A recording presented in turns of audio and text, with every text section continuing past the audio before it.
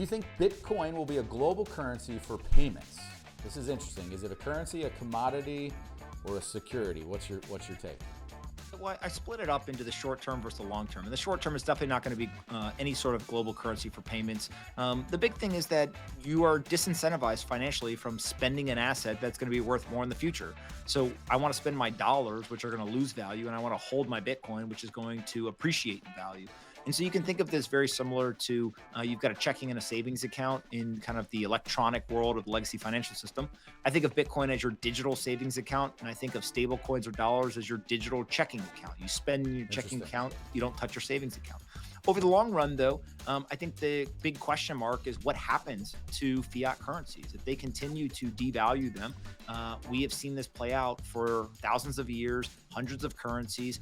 You can only devalue it for so long. And, the US dollar is in a great spot because it's the global reserve currency, and the United States is pretty prudent. Although they do devalue it pretty aggressively, it is the least of the bad choices. And so I think that the dollar is going to continue to strengthen for a long time as Bitcoin succeeds. But if for some reason they violate that trust with people and they end up actually devaluing it too much, then there is a chance that Bitcoin could become a global currency where people are willing to actually use it as a medium of exchange.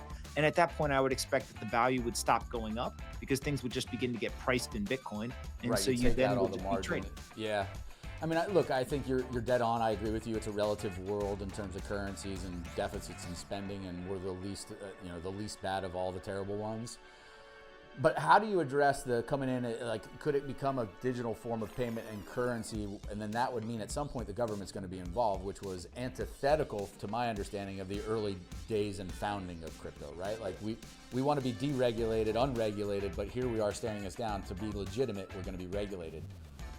Well, I don't think that any asset is regulated, right? The US dollar is not a regulated asset. It's an inanimate object. You can't put rules on it. You can't arrest it. You can't fine it. The people and the companies that deal with dollars, they're regulated. Same thing with Bitcoin, right? You can't regulate Bitcoin. What you can do is regulate the companies and people. And so different jurisdictions have different rules. There's some places that have no rules. There's other places like the United States that believe in the rule of law, and we have different rules that people need to follow. And so I just think that the government getting involved or large financial organizations, if you want mass adoption, that means you're going to get everybody. And so No, I agree with that. That's the key trade-offs. hurdle, right?